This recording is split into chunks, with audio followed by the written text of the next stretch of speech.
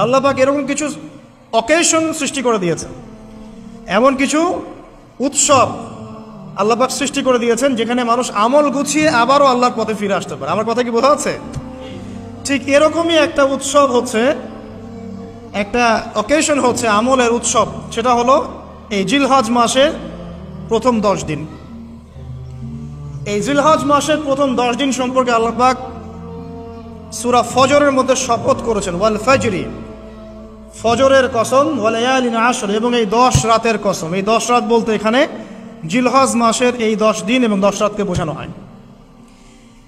এর ফজিলত সম্পর্কে নবী সাল্লাল্লাহু আলাইহি ওয়াসাল্লাম একটা হাদিসে বলছেন, সহিহ বুখারীর হাদিস, আনাস রাদিয়াল্লাহু আনহু ইবনে আব্বাস রাদিয়াল্লাহু আনহুমা থেকে বর্ণিত, নবী করিম সাল্লাল্লাহু আলাইহি ওয়াসাল্লাম বলেছেন যে মা মিন আইয়ামিন আমালু সালিহু ফীহিন্না আহাব্বু ইলাল্লাহ মিন হাযিহিল আইয়ামিল আশরা। আল্লাহ পাকের কাছে এই 10 দিন অর্থাৎ জিলহজ মাসের প্রথম 10 দিনের নেক আমল যত বেশি প্রিয়, আল্লাহর কাছে জিলহজ মাসের প্রথম 10 দিনের নেক আমল যত বেশি প্রিয়, অন্য কোনো আমল এত বেশি প্রিয় না। অন্য কোনো আমল, এটা বুঝতে গিয়ে সাহাবায়ে কেরাম প্রশ্ন করছেন, ক্বালু, তারা বলছেন, ইয়া রাসূলুল্লাহ, হে আল্লাহর রাসূল, বলুন সাল্লাল্লাহু আলাইহি ওয়াসাল্লাম, ওয়ালাল জিহাদু ফি সাবিলিল্লাহ, আল্লাহর পথের জিহাদও কি নয়? আমরা তো জানি ইসলামের সর্বোচ্চ চূড়া হচ্ছে আল্লাহর পথের জিহাদ। তো নবী সাল্লাল্লাহু আলাইহি ওয়াসাল্লাম বলছেন, ওয়ালাল জিহাদু ফি সাবিলিল্লাহ, আল্লাহর পথের জিহাদও নয়,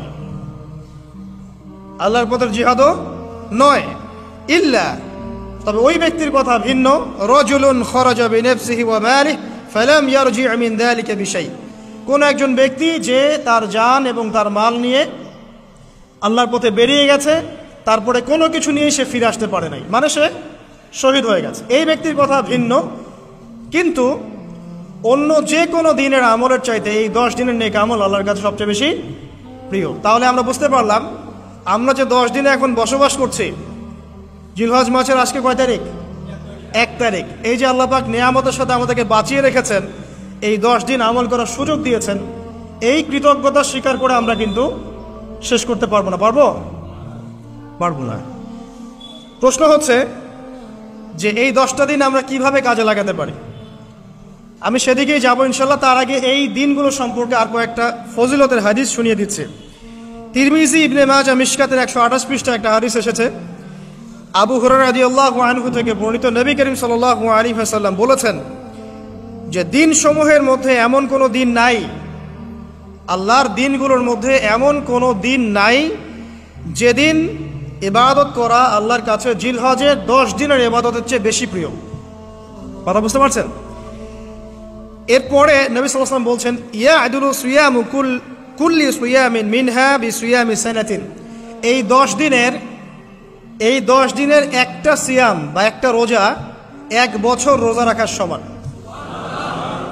এই 10 দিনের একটা রোজা 1 বছর রোজা রাখার সমান।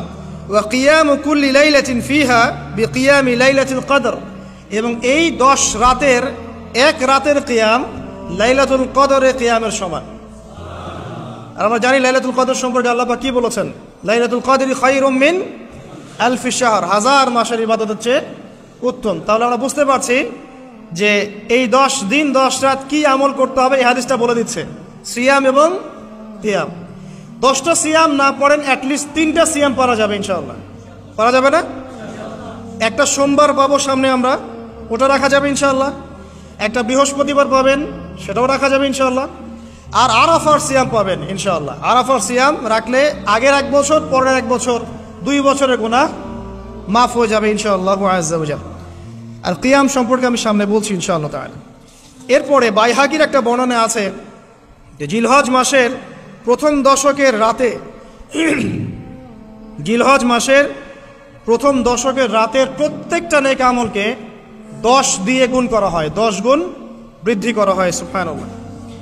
আরও আছে বাইহাকি এবং ইসবাহানির বিশুদ্ধ সনদে হযরত আনাস বিন মালিক রাদিয়াল্লাহু আনহু থেকে বর্ণিত আছে, জিলহজ মাসের প্রথম দশকের প্রতিদিন